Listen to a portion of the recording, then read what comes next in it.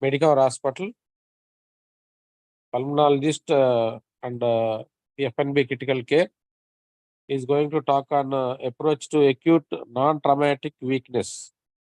It's an important topic. So many patients who are having weakness and critical illness, neuropathy, myopathy, all these patients are unable to identify and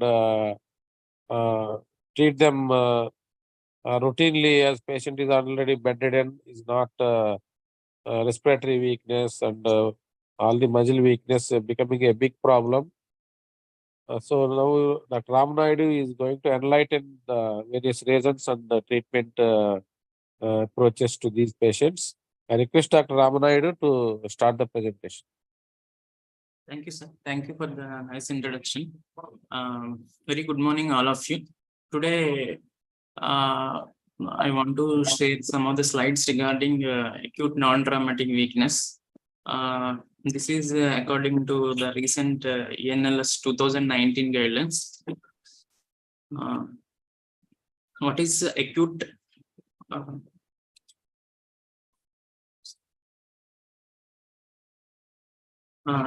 What is acute non-traumatic weakness? Immediately after hearing the topic name, actually I was a little bit confused. The non-traumatic weakness cover acute flaccid palsy or any other differential diagnosis, but the approach to the ENLs is much clear about the causes of all non-traumatic weakness. Sir? Hello.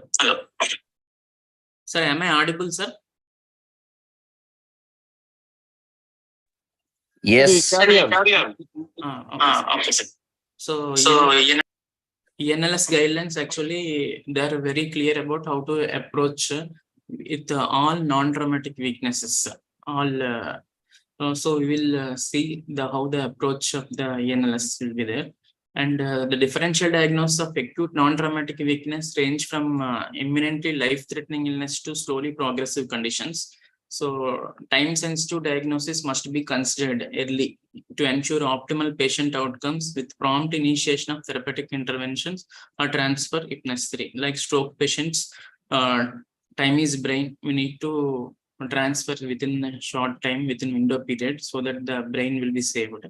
And also at the same time transferring, we have to concentrate on the history and neurological examination and help localize the disorder and come to narrow differential diagnosis, and relevant investigation have to be sent to confirm the diagnosis.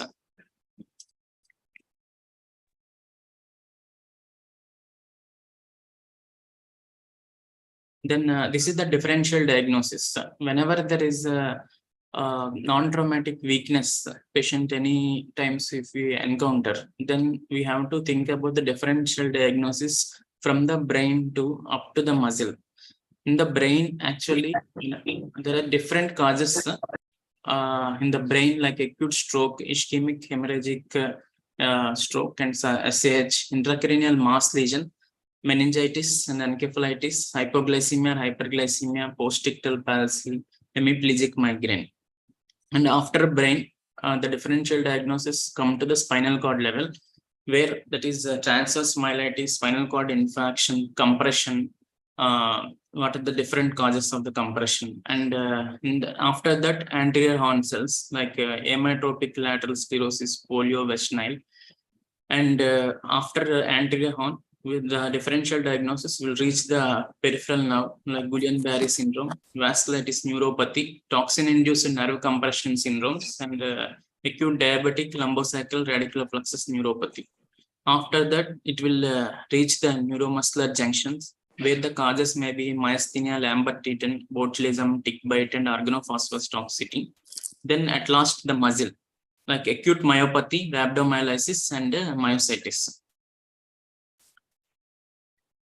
Then considering all these differential diagnoses in mind, exactly where the diagnosis stands, so needs one approach. So whenever, if you in the first site, if you see any acute non-traumatic weakness, The thing is, always we have to ask the first question, what is the last seen normal? Even in the stroke patients, and also because time is important, we have to ask last seen normal. So that is most, you have to document the time, what is the last seen normal. After that, the most important for all critical care people, the airway, breathing, circulation, and the check blood sugar. This is the prime thing. After that, we have to concentrate on the anatomical region.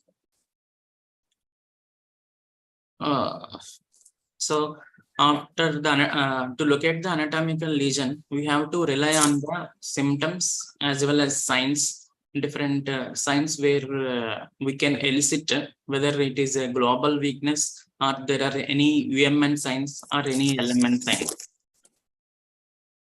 So if there is a global weakness, there are no UMN signs. What exactly, whenever you are encountering what is UMN and what is LMN, the UMN upper motor neuron is the brain and spinal cord. If they are there, that is the upper motor neuron. Then after that, the anterior horn cell, nerve, muscle, there all comes under LMN lesions. There are different signs. You will see in the later slides what is the difference between different UMN signs and LMN signs. If they are not correlating, and if you see a global weakness, then initially you should send all labs for all diseases like glucose, serum electrolytes, calcium, magnesium, phosphorus, and RFT, LFT, CPK, and parathyroid hormones, and see for the relevant causes. But if you see any neurological signs like different UMN or LMN lesions, suppose if there are signs of UMN signs, then you have to differentiate between either it is the lesion is at the brain level or at the spinal cord level. Suppose if there is a brain level, the most important clues are consciousness and facial involvement. Any facial deviation or any depression in the conscious level, that will obviously point out towards the brain. Then if you feel like it is stroke, activate the stroke pathway and obtain the labs and imaging according to stroke protocol. Then if there are spinal cord involvement, you will get either paraplegia or quadriplegia.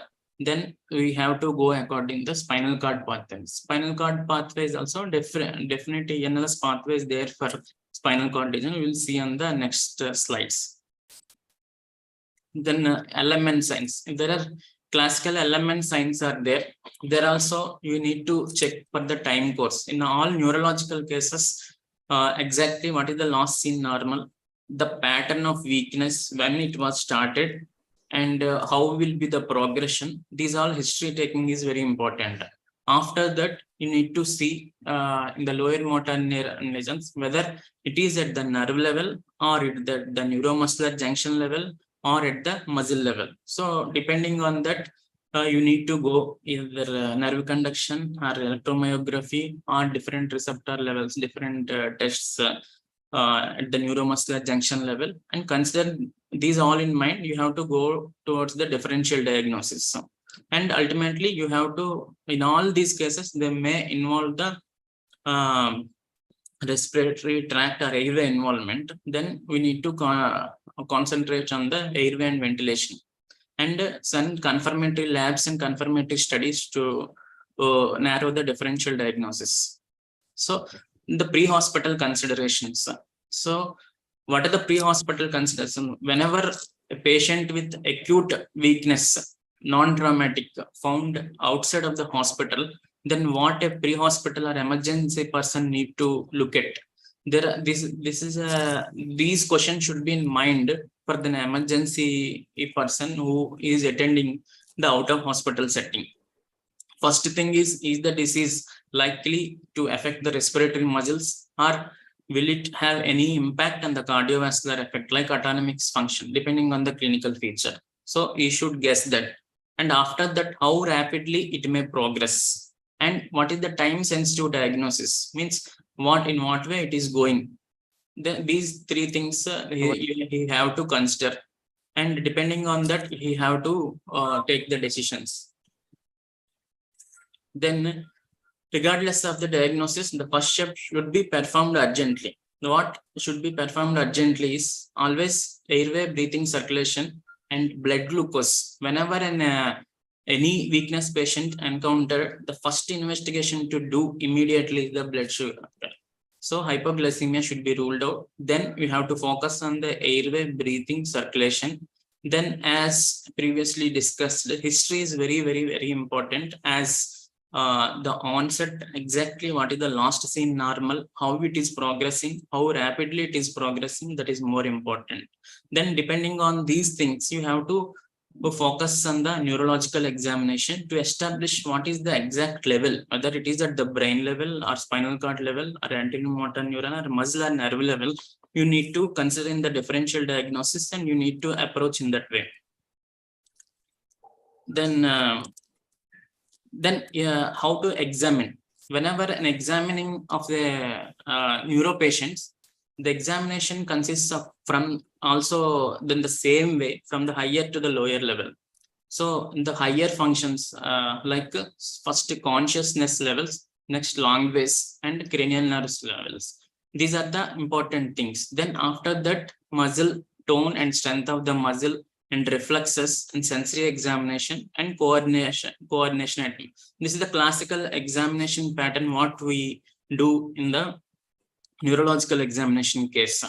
So how much is the consciousness, like Glasgow Coma Scale, 4 scale, we need to use. Then following the whether he is able to comments following verbal commands or not. We know the cranial nerve examination, simple cranial nerve examination can be done with the one eye closed with the other eye in the abduction and in the adduction. If you see the movements, you can see the most of the cranial nerve involvement, and the remaining by ask him to protrude the tongue and say him whether he can pronounce the so that uvula can be seen, and so that intact 9th or 10th nerve as well as 12th nerve also can be tested. Then the power of the muscle and the tone of the muscle and superficial reflexes, if at all anything is there, you need to check. And the sensory levels is more important whenever we are dealing with the spinal cord level lesions. Then coordination, finger to nose and finger.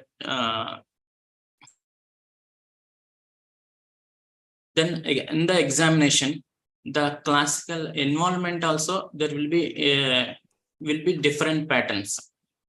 Depending on that, the localization should be done either at the cerebral cortex level, spinal cord, or anterior horn. From the cerebral cortex and the spinal cord levels, where it is a UMN lesion, the reflexes all will be exaggerated. But in the acute shock phase or acute flaccid paralysis, in the initial spinal shock phase, the reflexes may be lost. Otherwise, there will be spasticity or increased reflexes. But in the anterior horn cell, there are clubbed features of UMN and LMN signs. Whenever you are coming to peripheral nerves, neuromuscular junction, and muscle levels, you will have decreased or absent reflexes. So how will you approach then if you are thinking that depending on the neuromuscular junction levels, what are the receptor affected, you need to test.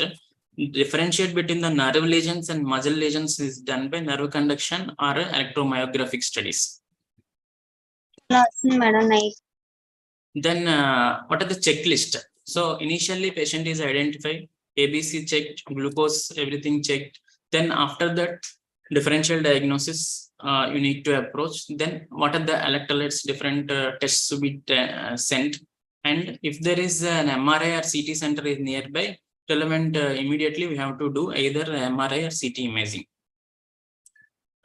Then causes of respiratory compromise. Whenever a neurological patient is affected, most of the times the respiratory center is at the neurological level, so it may depress the respiratory center, and because of the decreased consciousness, there will be oropharyngeal weakness, airway failure, and also the diaphragm C4 C5 innervation at the C5 level spinal cord will have a diaphragm weakness. So these are the different causes for the respiratory compromise. In examination, whenever there is a weakness, there will be pooling of the secretion, airway compromise at the trachea level, and even he cannot speak out more numbers. Bedside number test from 1 to 10 within the single breath count. And pulmonary function tests also. Actually, there is a gradual decline in the pulmonary function test capacities. And continue to regularly assess as his clinical condition may deteriorate rapidly. A single examination will not be sufficient, and you need to have a continuous neurological examination, continuous whether how is the airway, whether it is maintaining or not, you need to follow. Then factors to consider in the intubation, as we all know, there are different general, subjective, and objective criteria. What we follow generally at the bedside, like any pooling of secretion, dysphagia, dysphonia, dyspnea, and subjective like tachypnea, tachycardia, axillary muscles, abdominal breathing, and objective like where you can measure like in the ABC, any hypoxia, any decrease in the GCR score, any vital capacity decrease less than 50%, MIP more than -30, and MEP less than 40, and where there is a retention of CO2 in the ABC, hypercarbia. So these are the factors we will consider for intubation decision. But whenever we are going for intubation in these patients, actually there should be some special considerations for intubation. What are these special considerations? What they advised is always rapid sequence induction is the best thing. Then avoid use of the succinyl choline in neuromuscular disorders, as there will be hyperkalemia and underlying there will be progression of the disease also. And consider sedation only. They recommended sedation only, but if you want to use paralyzing agent, they advised rocuronium half dose, 0.5 to 0.6 mg per kg body weight. Succinyl choline will be relatively ineffective in case of myasthenia gravis. You have to use either at least 2.5 to 3 times the standard dose. Then what about the NIV ventilation? Most of the times in these cases, NIV is contraindicated, but if you feel like myasthenia gravis exacerbation, where the patient can be again, it is reversible, then you can consider it for non-invasive ventilation. Then prepare atropine, glycopyrrolate, fluids, and vasopressors, as there is a risk of autonomic instability. Most of the patients, they land up in hypotension and bradycardia. So you need to be ready with all these things. Then nursing consideration, because it needs a lot of serial examination, serial monitoring. We have to train the nurses separately. Nurses education should include content aimed at developing the neurological assessment skills and history, how to monitor like DCS pupils, sequentially neurological examination, any depression, how to report early. We need to train the sisters early. Then unique pediatric considerations. In the pediatric patients, the history is very, very important, because in the pediatric patient, if you see any weakness patient in a pediatric, especially in a child, that can be due to less intake. Whenever he is feeling ill, he will obviously decrease the intake. And it may be due to general weakness, or even if it is pain also, he cannot move limbs. So it should not be considered with the weakness. So it is very difficult to differentiate these things. So that's why any history of previous diseases, if at all is there, you need to ask in the pediatric considerations. And the other important differential diagnosis is acute transverse myelitis, seizures, ADM, Guillain-Barré syndrome, myasthenia, and migraine. And the other thing is, most of the times in the pediatric patients, CVA, especially cerebrovascular accidents, are very rare, because there are no comorbidities in those patients. That's why any risk factor where there can be increased coagulation profile in the pediatric patients, like sickle cell disease, congenital heart disease, and prothrombotic disorders, you need to consider all those things where you can suspect the stroke in those patients only. And presence of any recent illness, like possible post-infectious demyelinating disorders, we need to elicit the history where there is history of acute gastroenteritis or any possible respiratory infection within the last 2 weeks. And you have to assess the rate of onset of symptoms. The transverse myelitis may be fulminant in onset in children. Then acute weakness communication and assessment and referral. So whenever a patient is identified in the community level, and if you want to transport, you need to first identify with the history and examination, identify the airway status, and what are the possible differential diagnosis, if any, at the primary level labs and imaging done, they have to be communicated to the center doctor where you are referring. And also you have to communicate the trajectory of the disease process, whether it can be rapid, fulminant, or anything, how much time it will take to reach the destination level. These are the different differential diagnosis. Quadriparesis or paraparesis patient is there, like transverse myelitis, spinal cord compression, acute vestigial associated paralysis, spinal cord infection, syrinx and drug ingestion, generalized weakness. Then whenever proximal weakness is there, there most of the times it will be myopathies like acute myopathy, myasthenia, Lambert-Eaton myasthenic syndrome, botulism, and acute diabetic lumbosacral radiculoplexus neuropathy. Then if there is a predominant distal muscle weakness, it is a Guillain-Barré syndrome and vasculitis neuropathy and toxin-induced peripheral neuropathy and nerve compression syndromes. Then monoparesis, if there is a involvement of only single limb, most of the times it will be acute stroke, intracranial mass lesion, post-ictal Todd's palsy, nerve compression syndrome, diabetic lumbosacral radiculoplexus neuropathy. Then some of the important things where we will not concentrate. I have few slides regarding the intracranial mass lesions. Most of the times we suspect hemiparesis, but it is very uncommon intracranial mass lesion. Even if it can be there, but it will be a slow or late in onset. Weakness is more pronounced in the flexors of the lower extremities than extensors, and more pronounced in the extensors than flexors in the upper extremities. So management of the intracranial mass lesion is directed at vasogenic edema management, like glucocorticoids and vasogenic edema management. If you feel like it is abscess after confirmation with CT or MRI, you have to drainage and keep on antibiotics. If it is hemorrhage, the patient is on any coagulopathy drugs, we need to correct the coagulopathy and control BP. Then hemiplegic manner, this is a different entity where actually there is a hemiplegia, onset of weakness. After that, patient will have a headache.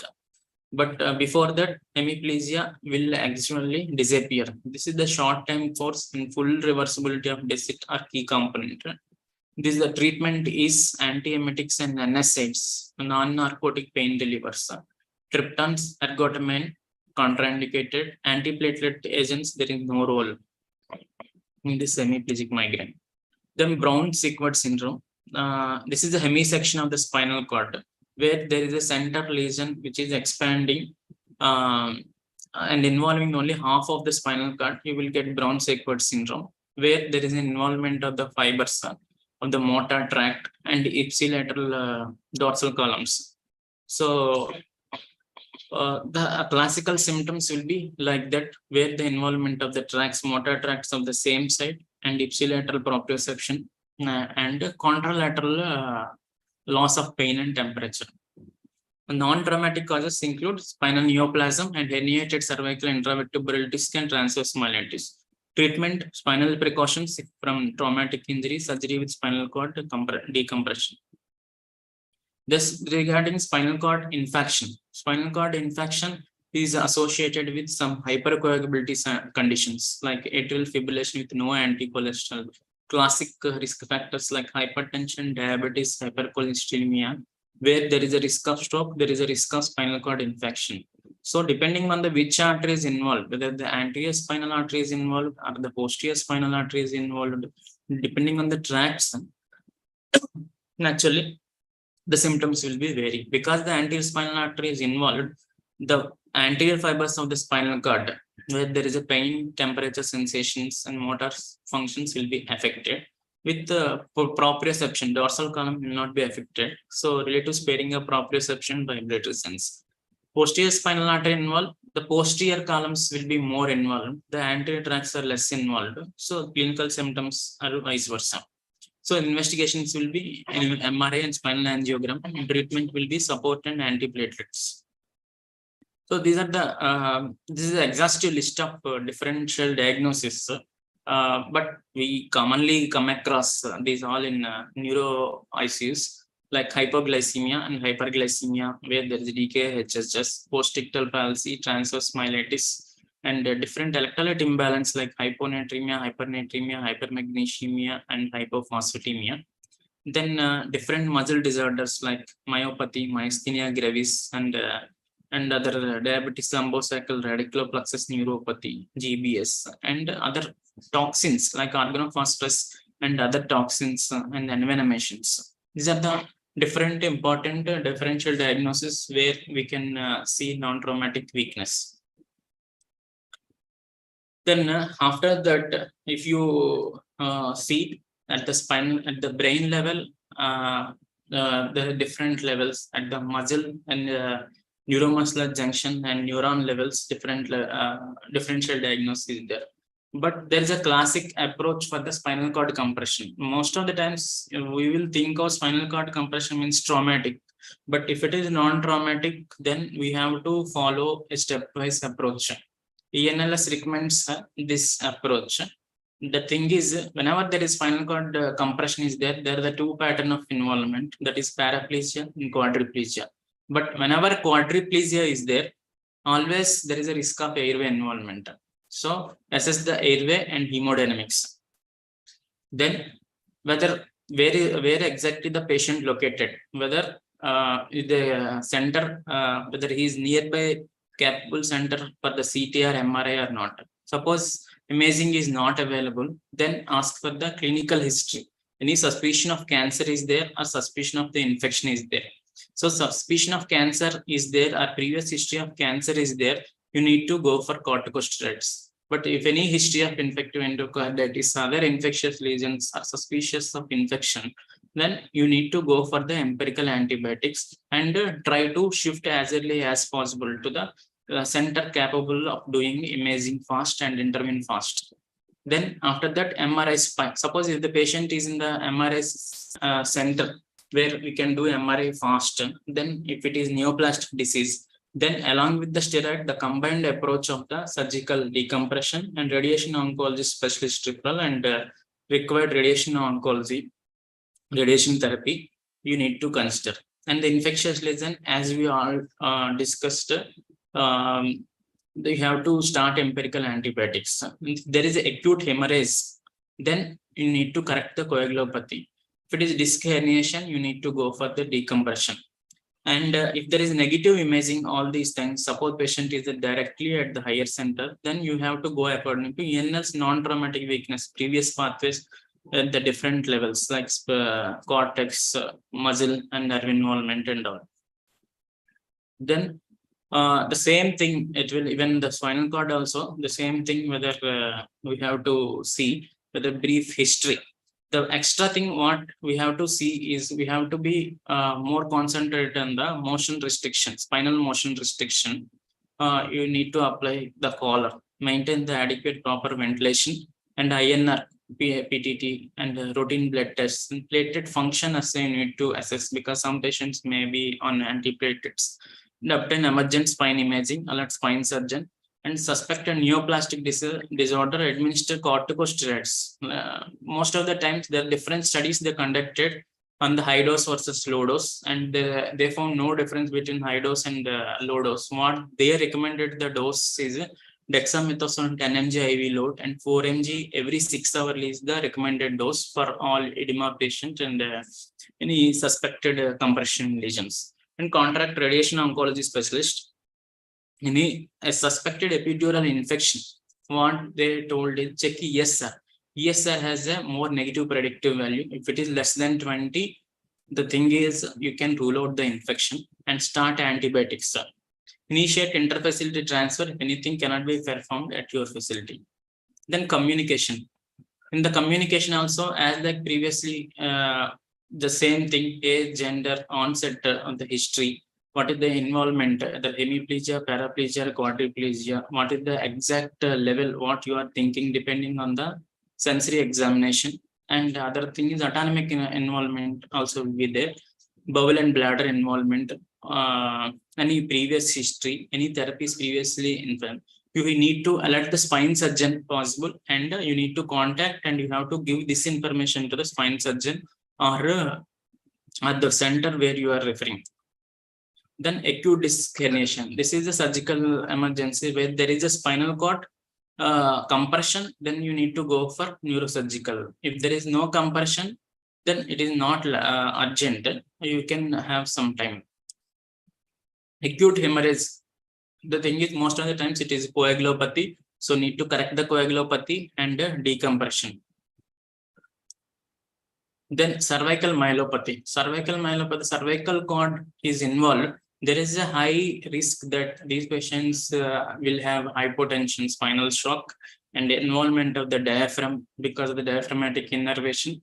So there may be progression of the diaphragmatic weakness. So initial ABG, maybe CO2 levels may be normal. So that's why you should not rely on the initial ABG, because CO2 retention is the late thing that will happen. And consider intubation if negative inspiratory force less than -30 and forced vital capacity less than 1 liter. And you need to ask the patient's status, how he is feeling, because that will give more clue. And low threshold should be maintained for placement of definitive airway and mechanical ventilation, particularly if rapid progression of motor weakness is observed. Then emergent transfer. And especially there should be some transfer agreement between the emergency department and other acute care facilities, where whenever the time is more important, whenever you are transferring the patients. So the thing is, you should not waste the time. So already better to have a transfer agreements, so that acute care facilities, they can be without confusion, they can reach to that level fast. And emergent transfer in the acute care facility. If the circumstances arise where there is no feasible way to transfer, suppose if you are not able to transfer the patient, then again you have to rely on the history and examination. If you are feeling that it is a mass lesion, a neoplastic lesion, we have to start empirical corticosteroids. If you feel like it is an infection, we have to start empirical antibiotics. Then whenever you are dealing with not able to transfer and dealing with the spinal cord injury patients, you need to consider the different complications, like you may land up in respiratory insufficiency, hemodynamic instability, urinary retention, constipation, pain, deep vein thrombosis, and pressure ulcers. Imaging not available, no MRI or CT. So these are the things already discussed. Corticosteroids, empirical treatment if cancer is suspected. The recommended dose I already told, dexamethasone 10 mg IV loading dose followed by 4 mg QID they recommended. Because most of the trials they suggested, they compared the different corticosteroids. Dexamethasone have less side effects than the remaining, and they compared different high doses of the dexamethasone also. Ultimately, they conclude that 10 mg loading dose and 4 mg 6th hourly. And infectious lesion, whenever infectious lesion, draw the blood cultures and send ESR and start empirical antibiotics, 3rd generation cephalosporin or 4th generation cephalosporin, along with MRSA cover. They advised to start vancomycin in the empirical basis.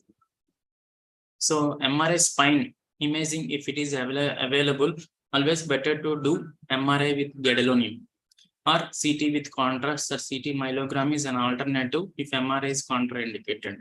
So always quadriplegic patient, C-spine should be imaged. Paraplegic patient, no need of C-spine. You can consider thoracic and lumbosacral spine imaging. So negative imaging on the intrinsic spinal cord lesion. Sometimes you will have a negative imaging when there is an intrinsic spinal cord element where there is no compression lesion. At that time, you need to consider the vascular involvement. So spinal cord ischemia, if you are suspecting, you need to go for spinal angiography to identify AV malformations, arterial occlusion, other vascular abnormalities. And if you are suspecting other things which can be missed in the normal routine CT and MRI, is the encephalitis, autoimmune or infectious vasculitis patients. And then you need to test for Lyme, syphilis, HIV, and nutritional deficiency, and CSF, PCRs for different viruses. and immunoglobulins, IgG index, albumin index, and IgG synthetic rates and oligoclonal blands. And also copper deficiency, also one of the things you need to check. If there is a negative spinal MRI, you should prompt evaluation for acute neuropathy, neuromuscular junction disorders, and myopathy. So if you are suspecting neurological disorder, nerve conduction velocities, and if you are suspecting muscle disorders, the EMG and muscle biopsy. If there is a neuromuscular junction disorders like myasthenia and Lambert-Eaton, the clinical criteria as well as what are the different receptor antibodies you need to check.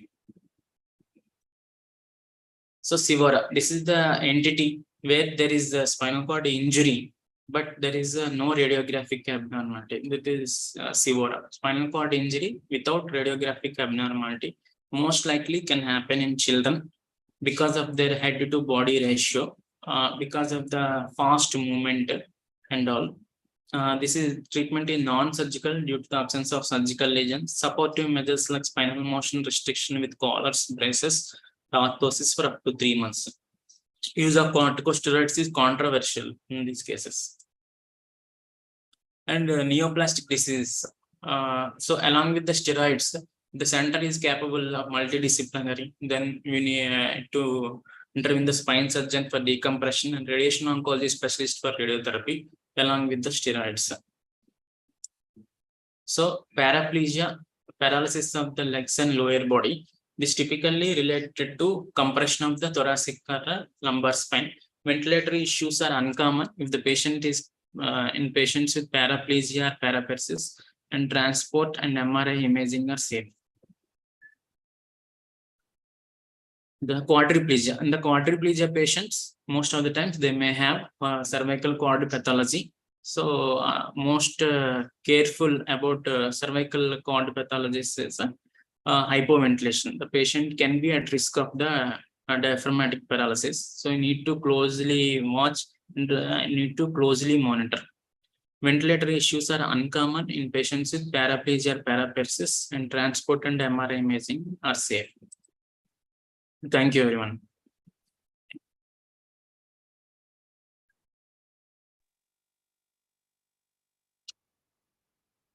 Thank you, sir. David. David Leda.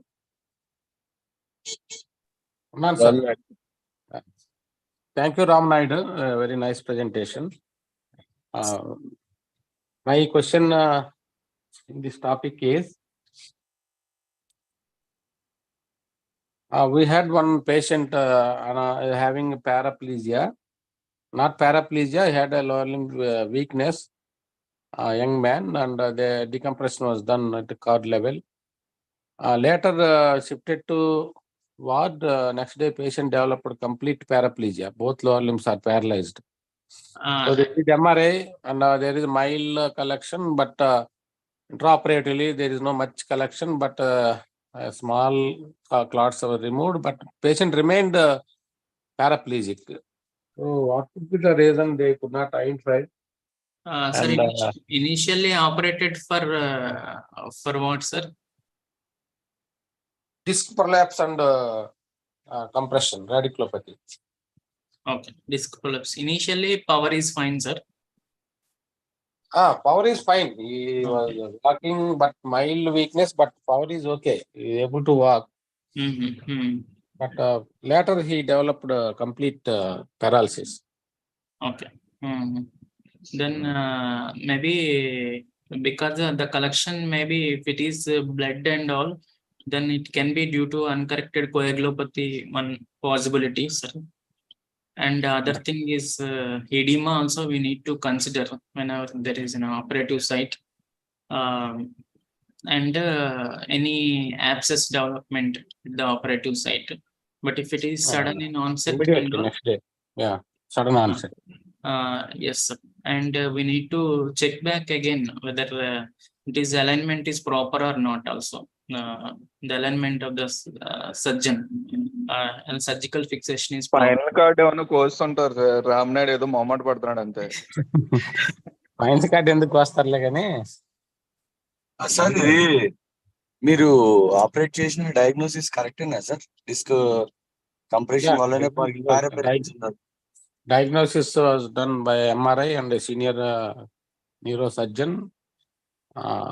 Later, patient developed next day rounds. Patient is unable to move the limbs. Immediately they did MRI. Found there is mild collection, but not big. But still they opened and removed some collection. But patient is complete paraplegic later. So Yeah. young man, 30 years. Operate and this paraplegia time, sir. Time, sir. Time between the surgery and post-op event. Maybe around today morning done, next day morning in rounds they identified. Evening patient shifted to what? Usually they shift, no? That. Yes, sir.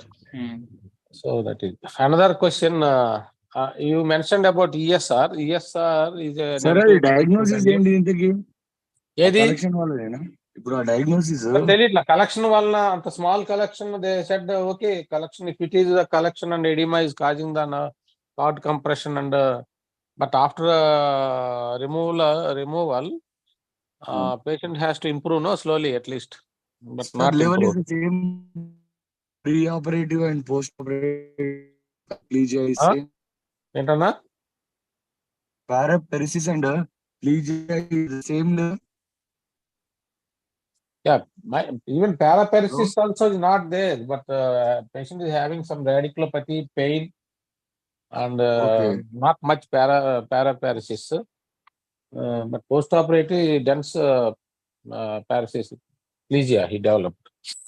Sir systemic causes ఏమైనా ఉన్నాయా prior? అంటే మా ఉద్దేశం presentation కొంచెం different ఏమో అన్నట్టు అనిపిస్తుంది. అంటే ప్రాబబ్లీ అంత డిస్క్ ప్రొలాప్స్ కి అంత పారాపెరసిస్ లేకుండా అంటే probably they are correlating it is because of disc prolapse ఏమో సమ్ సిస్టమిక్ ఇన్వాల్వ్మెంట్ ఏమైనా ఉందా అనేది ఒక క్వశ్చన్ ఉంటది ఇప్పుడు. What systemic involvement? అంటే సిస్టమిక్ డిసీజెస్ ఏమైనా ఉన్నాయి దట్ ఈస్ కాజింగ్ అంటే young man actually young అంటే ఆ డిస్క్ ప్రొలాప్స్ కి అంటే ప్రపోర్షనేట్ గా ఉందా ప్రెజెంటేషన్? ఉంది. Disc prolapse and his presentation is okay, but so they thought okay, you can discectomy and patient will be okay, but it is an unusual post-operative event, and they also thinking what is the reason they miss anything. Another thing is spinal cord, as we discussed, ischemias also, sir. Maybe. Yeah. Very Correct. rare. They suspected that only ischemia, post-operative spinal cord ischemia, some infarct post-operatively. They did vasculitis and this profile, autoimmune profile, ANA profile, everything is negative. Suspecting ischemia and post-operative rehabilitation they have sent, and I don't know what is the present condition. It happened almost 2 months back. Have to find out what is his condition.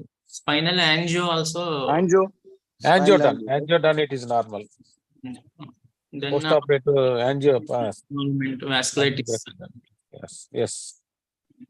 No vasculitis. It is confirmed.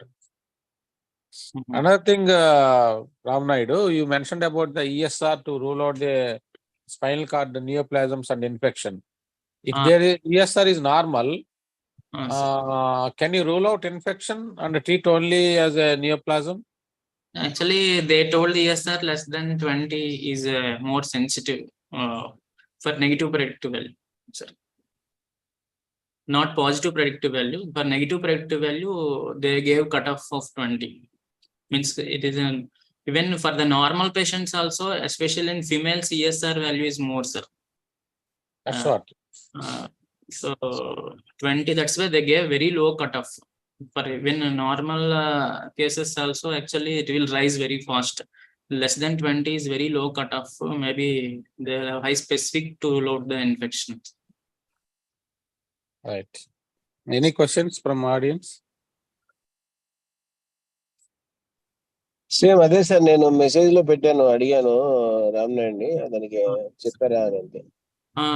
The thing is, ఇప్పుడు మీకు గుర్తుందా, మన వరలక్ష్మి గుర్తుంది కదా, Narayana Paswan. So Suresh అన్నాడు LMN అని, అందుకని doubt వచ్చేసి ఎట్లా మనం రూల్ అవుట్ చేయాలని సార్, అందుకని అడిగాను sir. Sir, that is actually critical care illness neuropathy is that can be mixed either neuro and muscular involvements. So nerve conduction studies, there will be decreased in intensity, and classic feature is facial muscle involvement, sir. Even though he will not move, he will much respond, especially facial grimacing, everything to pain is much more retained. That is the classic sign what most of the times critical care illness neuropathy. When the patient is unconscious also, there is a complete quadriplegic also, he will respond so much to pain. Facial grimacing will be preserved, one thing, and nerve conduction will be, and another thing is the long history of intake of drugs on ventilatory support. There are the supporting evidence. అంటే Critical illness neuromyopathy. Yes, sir. Critical care illness neuromyopathy only I am saying. Okay. For complete LMN, the reflexes will be lost. LMN differential diagnosis will be broad, actually. In one of that is critical care illness neuromyopathy. So tracheostomy దీనికైతే అవసరం లేదు, దానికైతే అవసరం, అంతేనా? Only thing is, see, the critical care illness neuromyopathy diaphragm involvement will not be there, sir. Diaphragm will be preserved. But in the C4, C5 levels, if it is diaphragm is involved, you will be lost. You will land up on the ventilator itself completely. If you remove, you will die. That's why some surgeons will not operate at all. Not for operation, the critical illness న్యూరోపతికి అడుగుతున్నాను sir. Critical care illness neuropathy, we can go, sir. Tracheostomy, sir, you are asking? అవును sir, అవును sir. Critical illness neuropathy, we can go for tracheostomy, because for if you are especially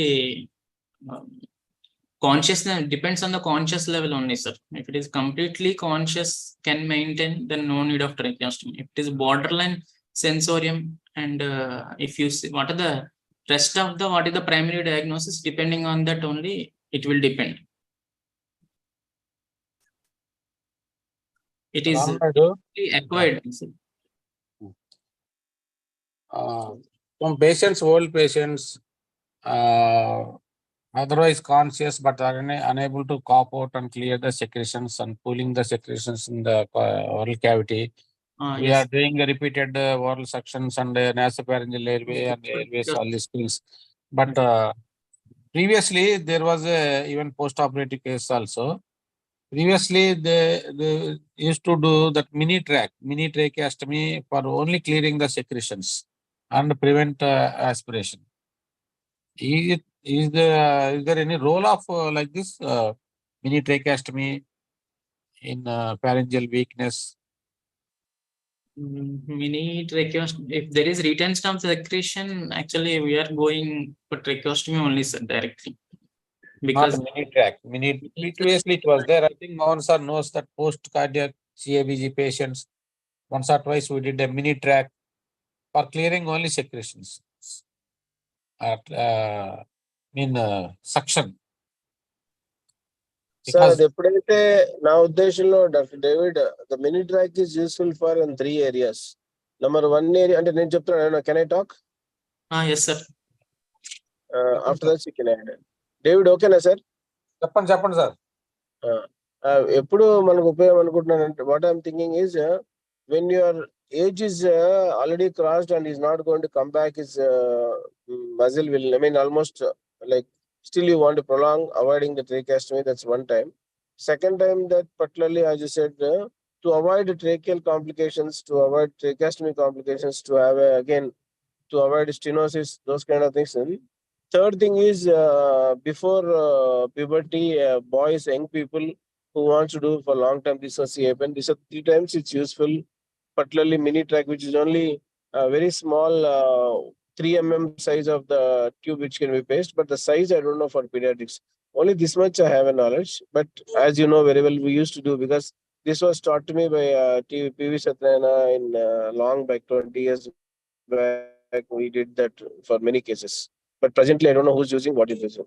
Sir, Presently not doing, sir, actually. Yeah. Bulb, sir, any bulb is there with that? Bulb also will be there, Ramnayudu. Bulb will be there. And very నేను small. వాడిన వాడికి bulb లేదు. లేదా? Okay. ఉండదు. ఇప్పుడు నేను కనుక్కున్నాను, they said nowadays they are not using this mini track.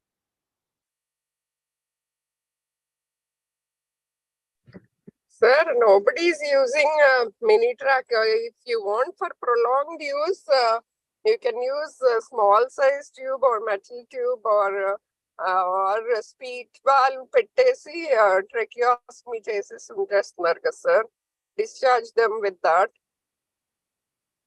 అవును madam, not doing mini track nowadays. Previously they used to do for only suctioning purpose. Now there is no role. Sir mini trach అంటే cricothyroid membrane చేస్తాం కదా, అది usually only for short టర్మే కదా, long term చేయం కదా. It's not safe for long term pros కదా sir, only emergency కదా సార్ మినీ ట్రాక్ చేసేది. No, not emergency. Mini track is not for emergency. అంటే మినీ ట్రాక్ అంటే మీరు క్రికోథైరాయిడ్ మెంబ్రేన్ లేదా మీరు చెప్తుంది? ఎమర్జెన్సీ క్రైకోథైరాయిడమీ కాదు నేనది. మరి మినీ ట్రాక్ అంటే previously there is a procedure called mini track. The small size tracheostomy tube they will keep like cricothyroid membrane, that area only. Only for suction. Patient majority patients post-operative, that critical illness neuropathy, these patients are aspirating.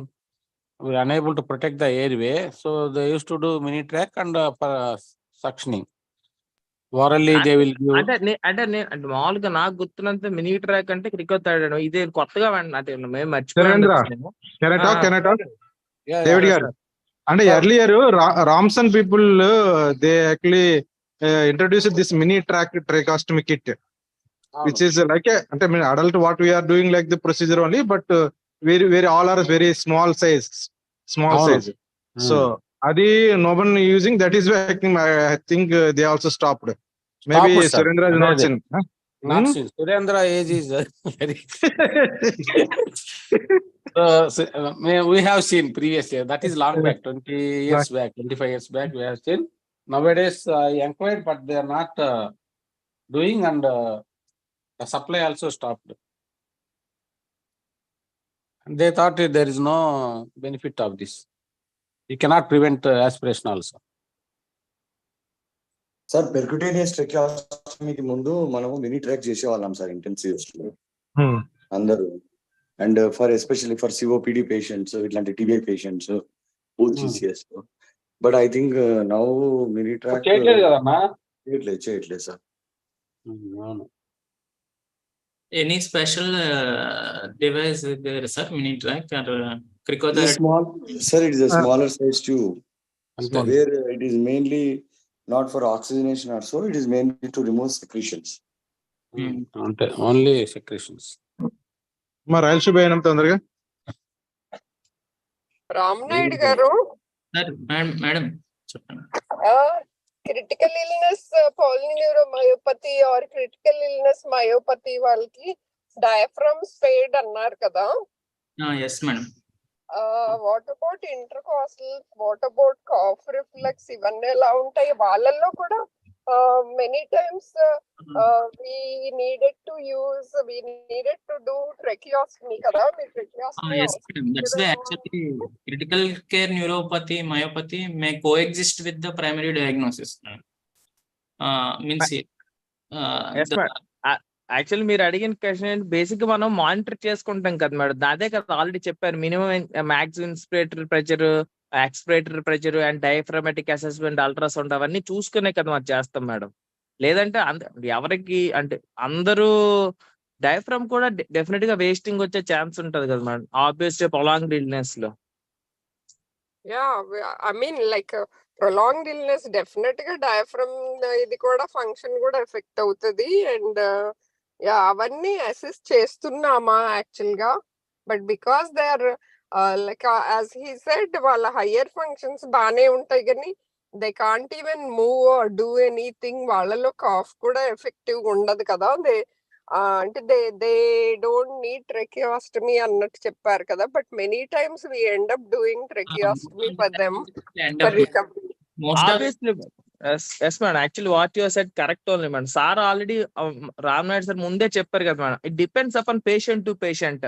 కొంతమందికి maybe diaphragm spare అయ్యింది, దానిలో మనం చేయం, కానీ కొంతమంది peripheral nerves mostly involve అయి ఉండొచ్చు, అప్పుడైతే మనం చేయం కదా మేడం. లేదంటే డెఫినెట్ డయాఫ్రామ్ వీక్నెస్ ఉంటే చేసుకోవడమే బెటర్ కదా madam. Early secretions pool up అవ్వకుండా ఉంటాయి, ఈజీగా మనం రీహాబ్ చేయొచ్చు కదా మేడం వాళ్ళకి. Yeah. Most of the times we will land up with tracheostomy, madam, because these patients mostly land up in critical care myopathy, neuropathy after a long stay in ICU. By the time we will do and coexistent diaphragmatic dysfunction because of the long ventilatory support, they might have landed up. Most of the times they will have already tracheostomy done, and difficult weaning generally we will send. Ram Naidu, Sir. you mentioned once you ask them to open the mouth and see the gag reflex, if you see the what is that? What you will check for to rule out 10th Yes. and 11th and 12th uvula? Actually, uvula indicates the 9th and 10th reflexes, sir. And 9th and 10th reflex. Tongue occlusion indicates the 12th nerve, hypoglossal. Okay. So same time we can check 9th, 10th and 12th intactness, sir. Okay. So will they protect the airway if we show like this? The thing is, airway, it depends on the 9th and 10th. If they're involved, actually they will have pull up of secretions and all. If there is involvement on, because 9th, 10th, 11th all are located at the medulla level. So they either, most of the time they will land up in either in medial medullary or lateral medullary syndromes. 9th, 10th, 11th means lateral medullary only. They will have difficulty in swallowing and all. Some neurophysicians, they will maintain with Ryle's tube only for some time, 1 or 2 months. And if there is much pooling and aspiration risk, they will go for tracheostomy. That's why they will do bronch to see any pooling is more or not. And sometimes they second time present with aspiration pneumonias and all. Because we have one patient is water or any software, anything you give is unable to swallow and they having cough. So as you said,